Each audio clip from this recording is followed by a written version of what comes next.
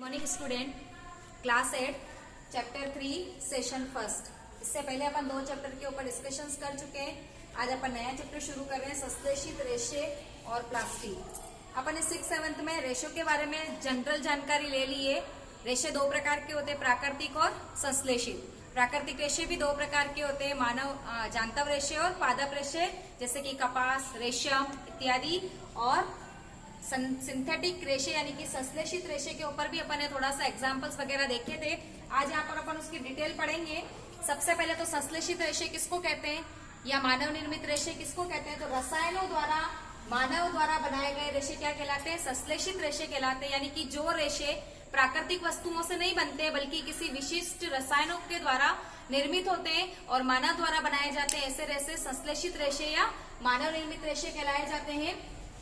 रेशे जो है वो बहुलक का एक प्रकार है। और बहुलक किसे कहते हैं? तो बहुलक जो है वो ग्रीक भाषा का शब्द है पॉलीमर, जिसमें 2 शब्द मिलकर बना होता है, पॉली प्लस मर।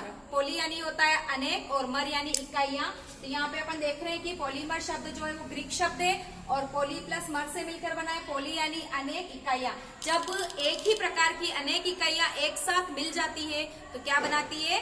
बहुलक बनाती है या पॉलीमर बनाती है। जिस प्रकार से माला बनती है मोतियों से, छोटे छोटे मिट्स मिलकर एक माला का निर्माण होता है, उसी प्रकार से एक चेन बनती है पूरी और एक बहुलक का निर्माण होता है। बहुलक के बारे में अपन देख रहे हैं कि एक इकाई का दोहरान, एक ही प्रकार की इकाई, जैसे अगर अपन पॉलीथीन की बात करें, पॉलीथीन भी एक प्रकार का बहुलक है। इसमें पॉली प्लस एथीन, एथीन की बहुत सारी इकाइयां एक साथ में चेन के रूप में श्रृंखलाबद्ध हो जाती है तो क्या बनता है? पॉलीथीन बनता है। बहुलक जो होते हैं वो 2 प्रकार के होते हैं, प्राकृतिक बहुलक और कृत्रिम बहुलक। प्राकृतिक बहुलक का एक एग्जाम्पल है कपास, जो कि एक बहुलक है और सेलुलोज कहलाता है। कपास कौन सा बहुलक कहलाता है? सेलुलोज बहुलक कहलाता है। और सेलुलोज का निर्माण जो होता है वो ग्लूकोज की इकाइयों के द्वारा होता है। हमने सेलुलोज 7th में भी पढ़ा था कि एक ऐसा कार्बोहाइड्रेट जिसका पाचन मानव पाचन तंत्र नहीं कर सकता। तो कार्बोहाइड्रेट है यानी कि ग्लूकोज इकाइयों से किसका निर्माण होता है? सेलुलोज का निर्माण होता है।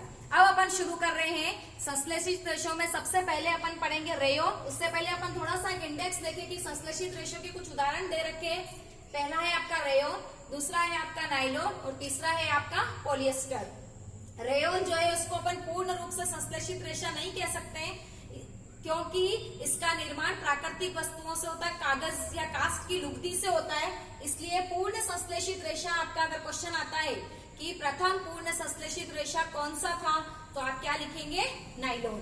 तो रेयोन को कृत्रिम रेशम भी कहा जाता है। और थर्ड अपन है पॉलिएस्टर। इसको 1 by 1 अपन पढ़ेंगे, इसके गुणधर्म के बारे में पढ़ेंगे और इसके एग्जाम्पल्स देखेंगे अपन। सबसे पहले है रेयोन, इसको कृत्रिम रेशम कहते हैं। रेशम के बारे में अपन ने 7th में पढ़ा था कि रेशम कीटों से अपने को क्या मिलता है? रेशम मिलता है। सबसे पहले चीन में इसके बारे में पता चला था और काफी सुंदर, चमकीला होने के कारण बहुत महंगा था, इसलिए उसके सब्स्टिट्यूट के रूप में अपने क्या बनाया? रेयोन बनाया। रेयोन जो किससे बनता है? कास्ट लुगदी से निर्मित किया जाता है। कास्ट लुगदी यानी लकड़ी की लुगदी, लकड़ी का बुरादा। कागज सेल्यूलोज जो होता है या कास्ट सेल्यूलोज जो होता है उसको सबसे पहले सोडियम हाइड्रोक्साइड के विलयन से गुजारा जाता है। सोडियम हाइड्रोक्साइड मतलब NaOH, इसका सूत्र है। इस कास्ट लुगदी के विलयन को प्राप्त कैसे करते हैं? कार्बन डाइसल्फाइड CH2 से प्राप्त किया जाता है और जो विलयन प्राप्त होता है उसको तनु H2SO4 यानी कि तनु सल्फ्यूरिक अम्ल में से गुजारते हैं तो महीन चमकीले रेशे प्राप्त होते हैं, जिसको अपन क्या कहते हैं? रेयोन कहते हैं। रेयोन के गुणधर्म अपन देखें कि क्या क्या विशेषताएं होती है इसकी। तो पहला है रेशम से सस्ता होता है काफी, रेशम बहुत महंगा आता है। रेशम के समान आसानी से इसको वस्त्र बनाने के लिए बुना जा सकता है और आसानी से इससे अनेक रंगों में रंगा जा सकता है। रेयोन का उपयोग देखें अपन, अभी अपन ने विशेषताएं देखी थी। तो रेयोन का उपयोग कपास के साथ में अगर अपन रेयोन मिलाते हैं तो बिस्तर की चद्दर बनाई जा सकती है इससे, और ऊन के साथ अगर रेयोन मिलता है तो कालीन, गलीचे बनाए जा सकते हैं। नेक्स्ट अपन देख रहे हैं इंपॉर्टेंट संश्लेषित रेशा नाइलॉन। नाइलॉन जो है वो प्रथम पूर्ण मानव निर्मित रेशा है। इसका निर्माण कोयला, जल और वायु से किया जाता है। एक हल्का सा अपन थोड़ा सा इसमें डीपली पढ़ेंगे तो नाइलॉन 66 का निर्माण मैंने आपको यहाँ पे बताया है, जिसका निर्माण जो होता है वो एडिपिक एसिड यानी कि एडीपी अम्ल जिसमें 6 कार्बन के अणु होते हैं और हेक्सामेथिलीन डाइएमीन इसमें भी 6 कार्बन के अणु होते हैं, इसलिए नाइलॉन 6 क्लियर। एडिपिक एसिड के 6 और हेक्सामेथिलीन डाइएमीन के 6 कार्बन के अणु मिलाकर आपके क्या बनाते हैं, नाइलॉन 66। इसके संघनन से अपने को बनता है, मैंने यहाँ पे सूत्र भी लिखे हैं एडिपिक एसिड के और हेक्सामेथिलीन डाइएमीन। एडिपिक एसिड का सूत्र आप देख सकते हैं, ये लिखा है, और हेक्सामेथिलीन हेक्सामेथिलीन देखिए, हेक्सा यानी 6, मेथिलीन यानी CH2 और डाइएमीन, एमीन यानी कि हमको पता है कि अमोनिया जो होता है वो आपका क्या होता है, NH3।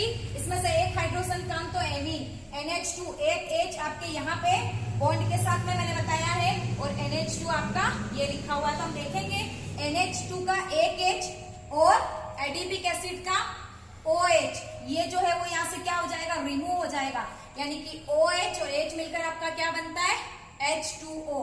H2O का कितने अणु, N अणु। यहाँ पे सब जगह मैंने N लिखा है, N का मतलब होता है कि बहुत सारे अणु, कितने भी लिख सकते हैं, 10, 15, 50, 100। N एक यहाँ पर छोटी सी इकाई को निरूपित करता है।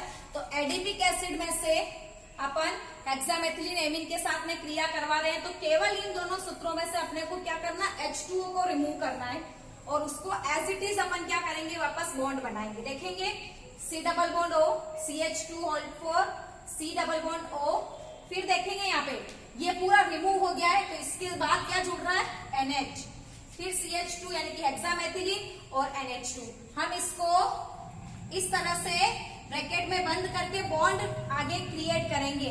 इसका मतलब ये तो केवल एक इकाई है, ऐसी बहुत सारी इकाइयां 1 बाय 1 इस बॉन्ड से क्या होती जाएगी, जुड़ती जाएगी, तो आपका क्या बनेगा, नाइलॉन 6। ठीक है। नेक्स्ट अपन देखें इसके गुण क्या है।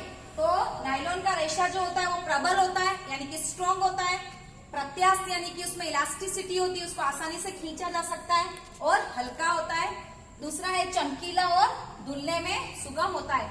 इन विशेषताओं के कारण मेन अपन देखेंगे प्रबल, प्रत्यास्थ और हल्का। इन विशेषताओं के कारण इसका उपयोग जो है वो जनरली जुराबे यानी कि मोजे बनाने में, स्लीपिंग बैग बनाने में, और जो भी ट्रैकिंग करते हैं वो साथ में स्लीपिंग बैग रखते हैं, वो किसका बनता है, नायलॉन का। कार सीट के बेल्ट के पट्टे बनाने में और पर्दे बनाने में किया जाता है। साथ ही टायर, कपड़े, रेशे, रस्सियां पे अपन थोड़ा सा फोकस करेंगे।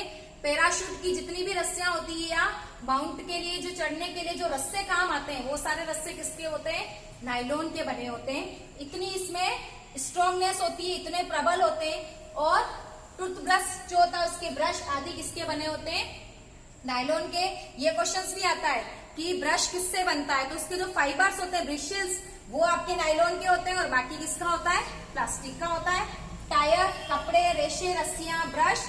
एक और चीज उसका उपयोग देखें, मशीनों में गियर, बियरिंग इत्यादि बनाने में भी किसका उपयोग होता है, नायलॉन का उपयोग किया जाता है।